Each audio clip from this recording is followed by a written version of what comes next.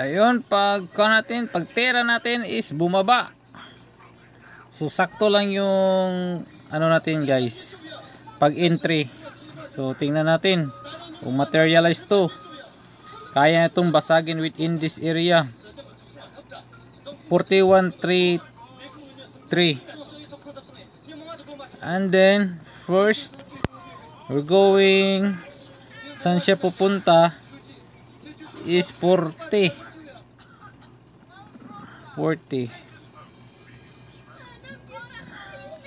Example lang to, 40,000. So goods pala tong trade na to, if ever nang materialize to na trade na to. So yun lang, hopefully okay. 2%, hayaan natin to. Then lagyan natin ito ng max para mas makita natin yung 138 successful siya. Tapos magkano na to? Aangat to. So yun lang. Okay guys, ngayon is going to 850. So 0.58, confirm natin to. Kasi sa tingin ko dapat hindi na siya malagpas ito. Ito na yung pinakataas niya dito. So if ever na mabasag yan, is tutuloy-tuloy na yan. So kasi goods na ito dito within this area, ni-respect niya. If ever naman mabasagin niya, kasi sayang naman yung $1. What is the purpose naman kung lalagpasan niya ito? Di po ba? Itong candle na to, itong red candle, big red candle na to. So kasi nagmaterialize na siya dito, is goods na ako, okay na ako kapag lagpas siya. Nung umap nito yung price, is dapat talaga ang bias ko dito lang. So nakuha nyo, dyan lang talaga, dapat hindi niya malagpasan itong candle na to. So itong wick na to, dapat hindi na yan malagpasan. Kasi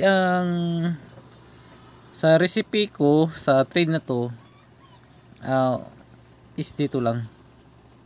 Yung sinabi ko nung una is dapat pumunta itong price na to dito, tapos babalikan niya to kasi nabasag nito.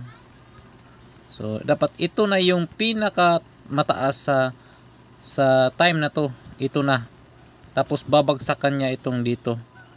So magiging drop bis drop na siya. So first if babagsak siya, kung sakasakali, is dito siya pupunta sa 40.